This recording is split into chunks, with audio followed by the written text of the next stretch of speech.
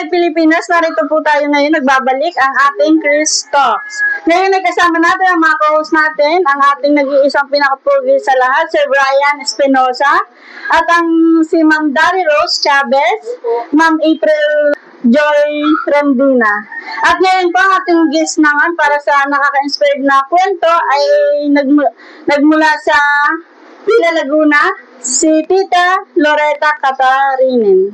Morning, Tita. Good morning po. Good morning po. So, Tita, maaari mo pang ikwento sa amin ng tungkol sa iyong negosyo at anong mga produkto or servisyo po yung iyong inaalok dito sa Pila po? Nagsimula po yung negosyo ko noong 1990. Opo. Nung una po ay namamasukan lang po kami. Tapos, nung nagtagal, nagsarili po kami magtayo kami ng sarili namin business. Yung trabaho namin, yung mga nagbuburda ng mga damit ng puot. Tapos, hindi po, yun po ay made to order. Yung order ng mga customer sa amin. Tapos, yung asawa ko naman, gumagawa ng mga corona, yung mga sa altar ng simbahan, yung mga metal craft. Yes po, yun yung mga ginagawa niya. Okay. So, ang ganda naman ng parang naging niya yung trabaho niya, and then nagkaroon ng konting puhunan, gumawa na po siya ng sarili niya business. Ganda naman. So, pangalawa, Tita, anong mga paraan o strategy ang ginamit mo para mapalago yung negosyo sa paglipas ng mga taon po? Nagturo ako ng mga tao na dito nakatira sa Laguna, tinuruan ko silang magburda para lumago yung negosyo ko, para maraming gagawa, marami akong matatapos na trabaho. Galing. Para din maabot yung quota po, So, yan. Ano naman po yung mga pinakamalaking hamon na yung hinarap sa pagpapaunlad at pagpapalawak ng negosyo niyo po?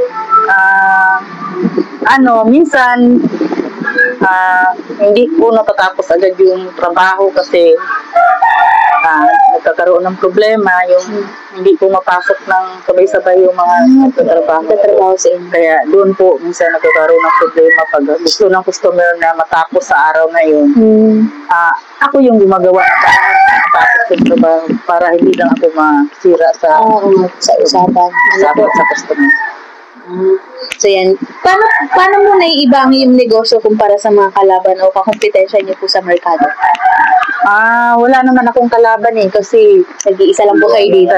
Nag-iisa lang kami dito.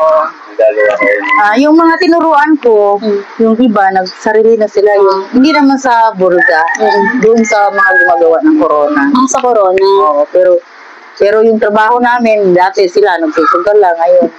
Nagagawa na sila ng ganyan, kumukuha na sila ng pakyaw. Marami yan sila, sir. Pakyaw yung iba. Napasok dito. Pag maraming gawa. Pag maraming gawa, sir, minsan 10 sila. 10 sila. Panglima pong tanong, paano mo masisiguro na yung mga customer ay nasisiyahan at patuloy na bumabalik sa iyong negosyo?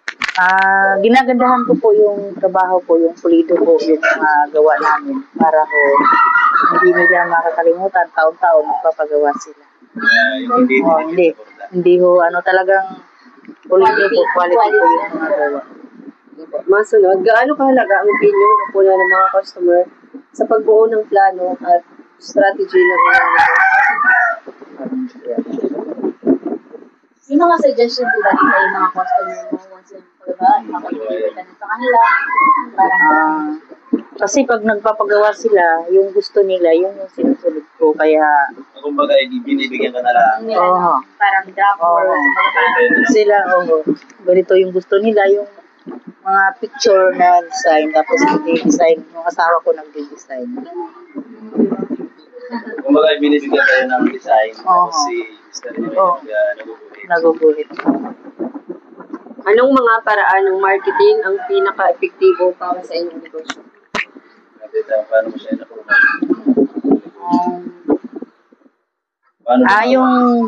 Kaya po lumawak, sir, gawa ng yung mga nagpapagawa sa amin, nirereto nila kami na kami yung magandang gumawa. Kaya siya, yung mga nagpapagawa, susunod-sunod po yun na Saan po kayo nagpapagawa ng ganyan na trabaho? Ayan, kami po yung tinuturo nila. Yun, sagot na. Anak ko doon. Nagagamit po ba ang digital marketing o social media para mapalagaw? Like Facebook data. Online. Meron po Okay, sa mga online, page po kayo. Yung asawa ko lang po, sir. Natupos kayo para pero nakakapakuha kayo ng client sa Facebook. Oo, mayroon. Hindi, ano lang po talaga sa customer lang. Yung anak ko po, sir, ano, handle po Pero nila. nakakakuha kayo ng Sa Facebook, parang kayo napipilan sa inyo. ganun. Hindi po, sir, eh. Ano Basta kami, talaga eh. ay direct sa inyo. Oo. Parang pinupunta na lang po kayo. Oo. Anong mga suliraning financial ang madalas mong kaharapin bilang isang maliit o katamtamang negosyo? Sa puhunan. Paano mo ba ito nalalaman? Minsan, sir, yung ano, Marami po sa puhunan. nagigipit, gawa ng, minsan, no, minsan din hindi kasi binabayaran ng lahat.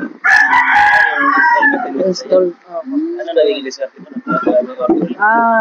Yung order po sa iba na hindi naman po kasi nawawalan eh. Kung hindi po sila magbayad, mayroon naman nagpapagawa. Yun po yung ginagamit. Saka mayroon naman po na akong puhunan gawa ng nag-loan po ako sa card bank. Sige po, tita, ang ating sunod na katanungan, ano po ang mga plano mo sa hinaharap para sa pagpapalawak o pagpapatuloy ng ating negosyo? Mayroon po akong tinuruan na anak na siya po yung Ililipat. Opo, ililipat po. Buyers. Siyempre, pagdating ng panahon, Opo. ito po ay tatandaan na. Sila na po. So, wala po dito, sir, sa Canada. Sige po, sunod po ay ano ang ginagawa mo po upang mahikayat ang iyong mga empleyado na magawa ang kanilang mga layunin o target? Mini-meeting ko sila, ma'am, na kung maaari. Pumasok sila para matapos yung time yung trabaho.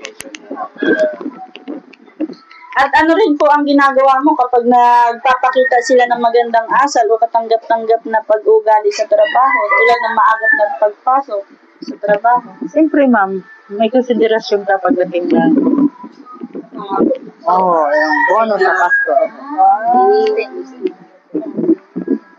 Ilang beses mo na pong ginagawa ang iyong mga layunin o target sa negosyo? May binago ka po ba o wala na? Wala naman po. Pero man tita, sa mga negosyo niyo po ngayon, ano po ang nakakarap ng pagsubok? Wala. Sa ngayon naman, sir, wala. Wala namang Nung pandemic lang po. talagang lahat naman ng pandemic. Pero sa ngayon Pero po, sa ngayon po. kasi lalo Okay ngayon naman po yung magtitisulo, ang dami nagpapagawa sa Marami hong trabaho. mga tita, sa mga dahil sa 1990 ka nagsimula sa negosyong ito, ano na natanggap ang papurit na ikay nakilala sa negosyo mo? Yan, sir, no, naging marami po yung mga nagpapagawa sa amin. Hindi kami nawawalan kahit minsan, nagpisiso. Sa award po tita, na-award ka ba ng barangay o ano mang Mayroon. sector? Sa munisipyo, sir, mayroon. Na-awardan ka na? Inano nila. Yung in-interview po nila ako, sir, dati sa, ano ba to, Channel 11. Na-television ka na? At saka sa GMA, sir.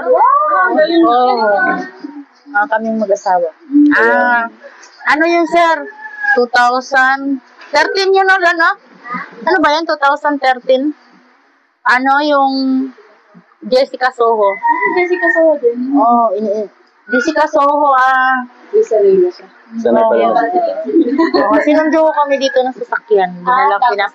In-interview kami dito, tapos dinala kami ng GMA. At saka si tita, isa sa na-awardan po ng Likanina. At saka po yung Citibank. Inano po ako ng Na Citibank. City Mac din para sa Si ho dati, binigyan ho ako nila ng Okay po, bago tayo magtapos, maraming salamat tita sa iyong pagpapaunlak. Ano po? Baka po may gusto ka pong sabihin sa ating viewers? Tungkol ba sa baka po may mga payo kayo or what? para sa mga nag-negosyo pa lang.